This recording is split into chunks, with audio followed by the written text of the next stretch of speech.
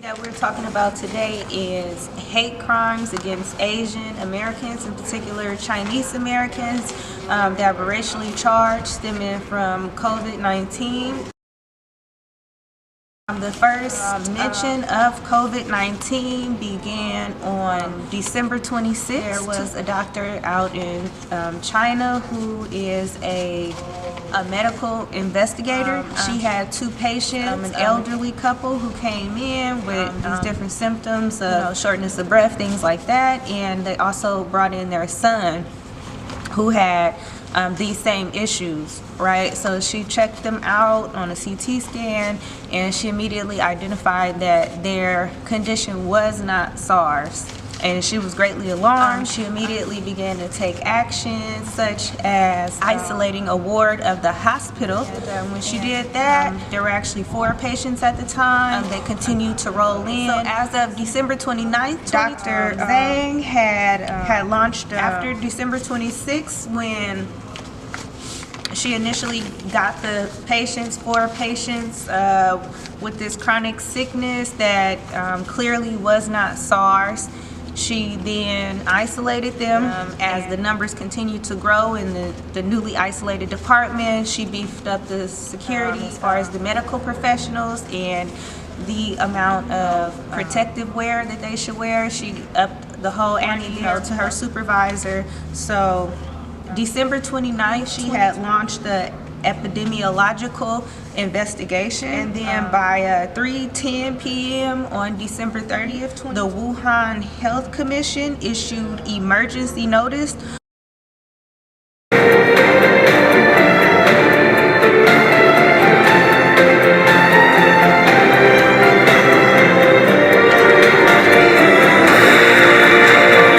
Over the next few weeks, many victims' lives were claimed, including Dr. Lee. Dr. Lee was also one of the first doctors trying to warn people that there was some sort of huge virus coming. So Dr. Lee, on December 30th, 2019, he sent out an online message in a chat called WeChat to other doctors to inform them that he had received information on a case, a very strange, bizarre case of 7 outbreaks of what he determined to be SARS. That was just all to spread awareness that there was another outbreak impending. He was brought before the Public Security Bureau, who threatened him and told him that he was one of 8 people that was causing chaos. He was demanded to stop, or else he will be taken care of. He agreed there. Of the Chinese censors, they found out what was being circulated, and this is where the cover-up begins.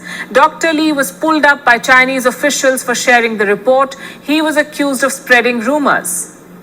And then the Chinese police tracked down Dr. Ai Fen as the source.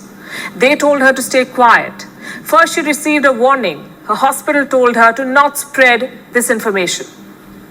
2 days later, she was called before her hospital's disciplinary inspection committee. She was accused of spreading rumors. She was reprimanded. Disciplinary action for raising concerns.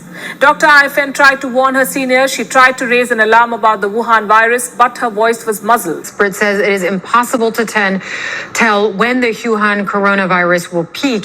New cases are still popping up around the world on a daily basis.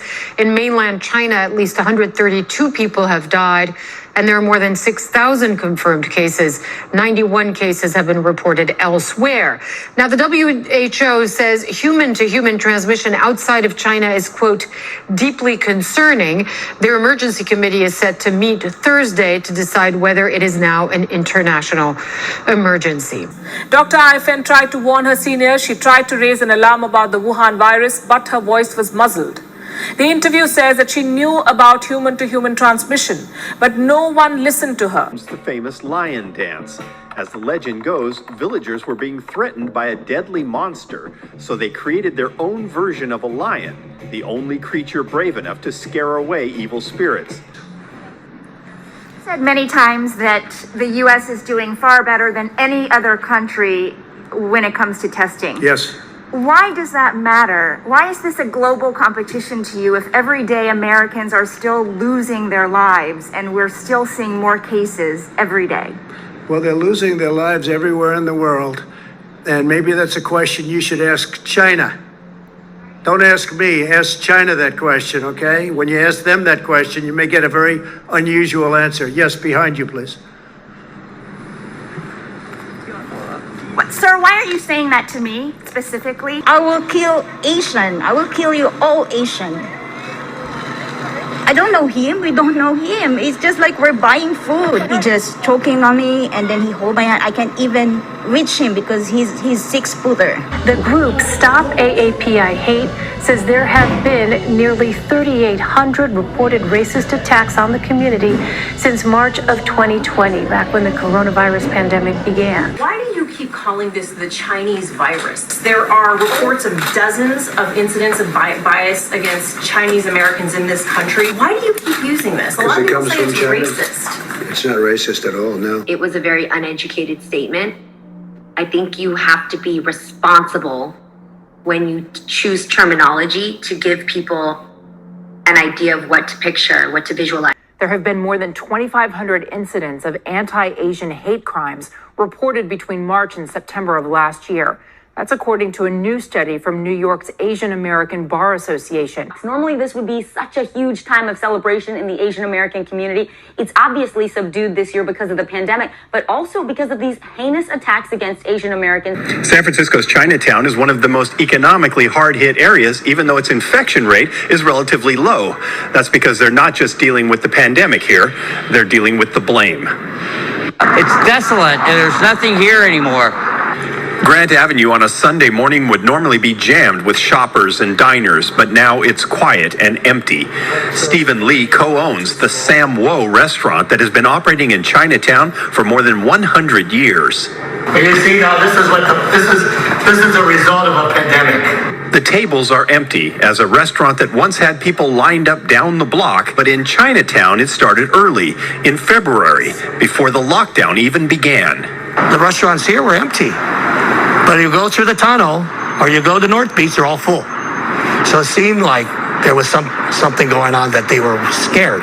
The fear and blame for the pandemic landed squarely on the businesses here. And while racism is nothing new, 90-year-old Stanley G says he's never seen it have this kind of effect.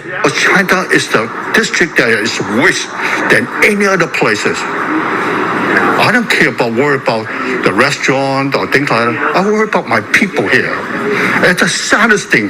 I just realized there was a lot of trauma, and Vincent Chin, his case was one of the last straws that really added to that trauma, you know. A tribute to Vincent Chin, killed in 1982, a case of anti-Asian hate. 40 years later, a key piece of Asian American history. 19th, 1982, Vincent Chin and his friends went out to celebrate his bachelor party. He was 27 years old and working as a drafter in Detroit, Michigan. He was a Chinese American just like me. Now, at this time, Detroit was facing hard times. The local auto industry was struggling, and local leaders, from politicians to union heads to car company execs, were blaming Japan's auto industry and an influx of Japanese cars for the loss of jobs in Detroit. Michael Nitz had recently been laid off. His stepfather, Ronald Evans, was a plant supervisor at Chrysler. They happened to be at the same club as Chin and his friends. Witnesses said Nitz and Evans had started an altercation with Chin. I was close enough to hear Mr. Evans say to Mr. Chin, because of you motherfuckers, we're out of work. They scuffled and were thrown out of the club. But Evans and Nitz weren't done yet. They searched the neighborhood and tracked Chin down. When they found him, Nitz held Chin still as Evans hit him over and over again with a baseball bat until his skull cracked. Vincent Chin died 4 days later. Michael Nitz and Ronald Evans paid a $3,000 fine and were sentenced to 3 years probation. They never served a day for their crimes. Please, I want everybody, tell the government, do not to drop this case. I want justice for Vincent. I want justice for my son. It just showed in stark contrast how there was one system of justice for Asian Americans and Pacific Islanders, people of color, people who are invisible, immigrants, one system for them and one system for everybody else. and to our great shame in this country, that persists.